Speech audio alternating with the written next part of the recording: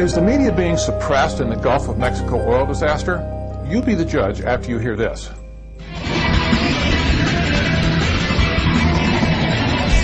After 2 months into the Deepwater Horizon oil spill disaster in the Gulf of Mexico, the New York Times ran this headline, and I quote, "Efforts to limit the flow of spill news," close quote.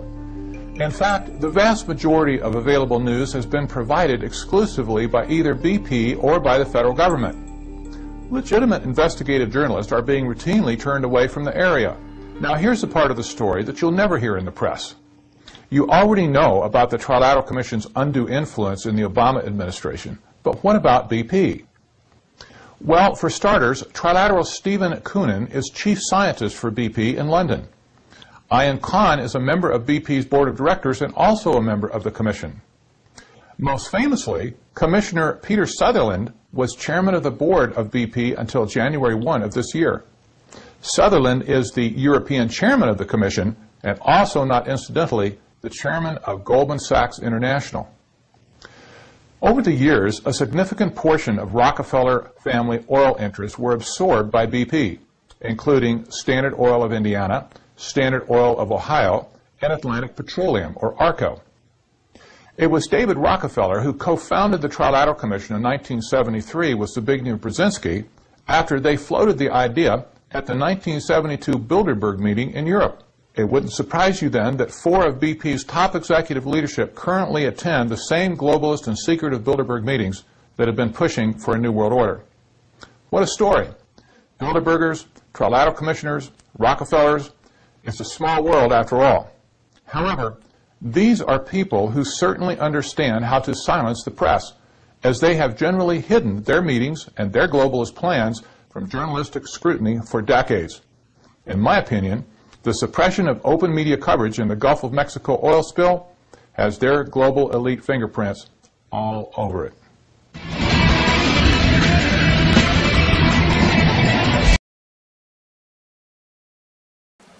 So let me see if I got this straight. A month ago, they said they had an oil slick on the Gulf of Mexico that was the size of basically the state of Kansas. And now, when you fly over it, you have a really hard time finding any sign of an oil slick. Okay, great. They got 7,000 boats out there. Everything from shrimp boats that have been contracted, or as ABC News used the word conscripted, which I found extremely interesting, to giant oil skimmers that are made for the purpose. And yet the experts, quote-unquote experts, you know my definition, from the various universities, Louisiana, Texas, they say that that entire fleet of some 7,000 boats has collected about 1% of the total oil that was allegedly spewed by this blowout, which has ranged anywhere from hundreds of millions of gallons to hundreds of millions of barrels, which doesn't work, by the way. Math doesn't support that. Anyway, so they've already laid off a third of the workers they had cleaning up the beaches. They've already laid off about a third of the boats that they had conscripted to help collect this oil. But yet there's no oil to be found. What happened with that? Well, the basic thing is, what the earth giveth, the earth also taketh away. There are microbes in the ocean that eat oil. And the evidence of that is, if you go out there and you do a dissolved oxygen test in that particular part of the Gulf, you'll find that there's not much oxygen. It's depleted. That's because the microbes that eat the oil use oxygen to help eat the oil. So, as I said, what the earth giveth, the earth also taketh away. Is that a good thing? Yeah, in this case it's a good thing. Will it impact the shrimp and other seafood stuff? Not all that much.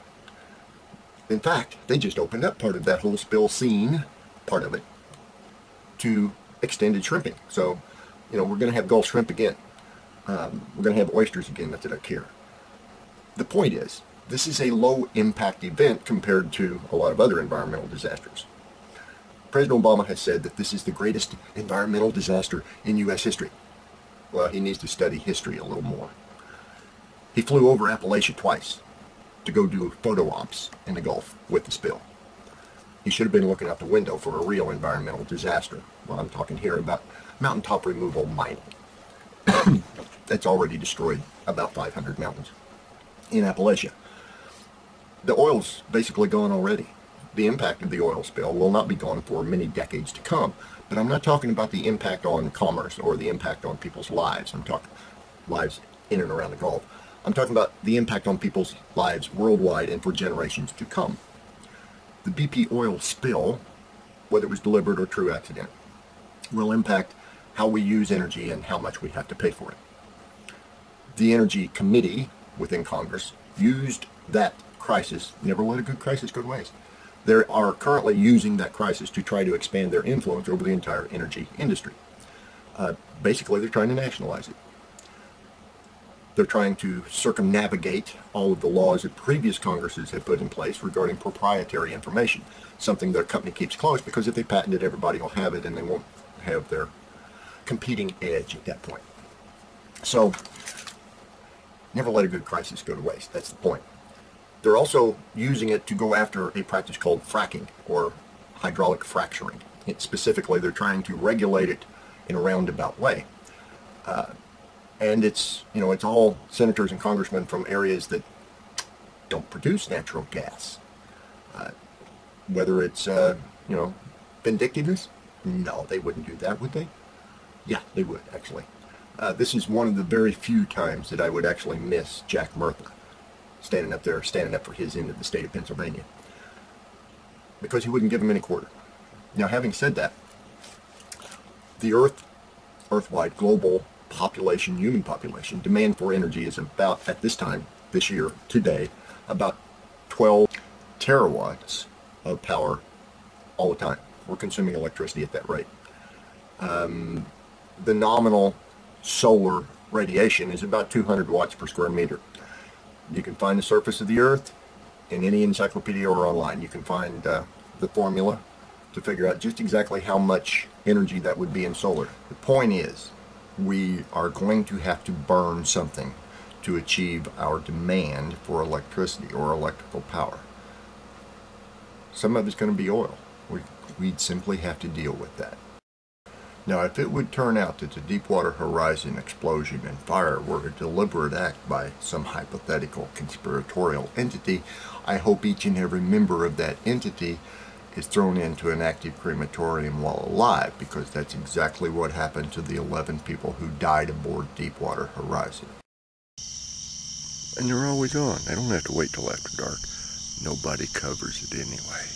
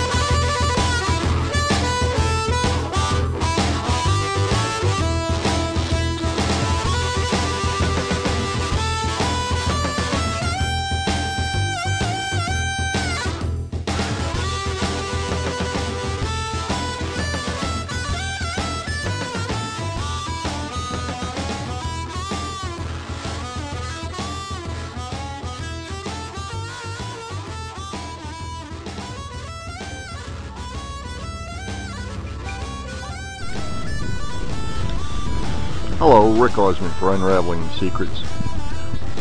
This is northern Daviess County in the state of Indiana. What you're seeing is the view from my place, basically. I live right here. That place is Richard's, the neighbor. You can see a few oil tanks and, of course, North Daviess School there in the distance, as well as one of the local farmers co-ops oil wells, etc. Off there, and that distance is the town of Illinois. Now Richard's farm is going away very soon because that's where Interstate 69 is going to be.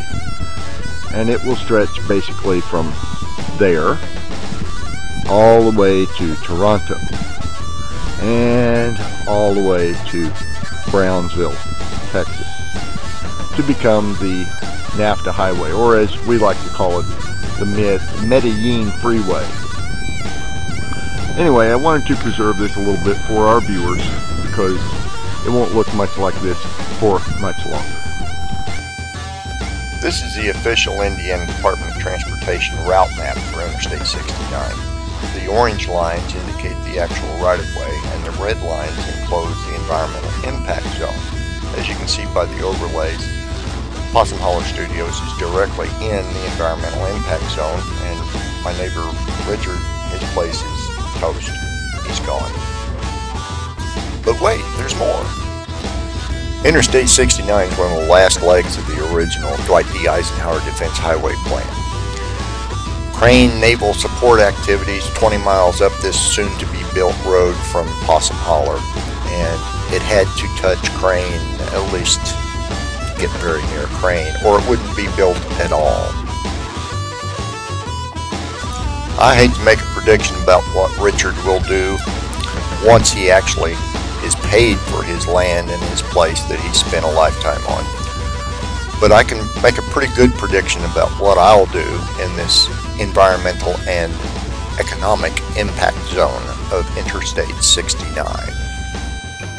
At any rate, this is Rick Arden, Unraveling.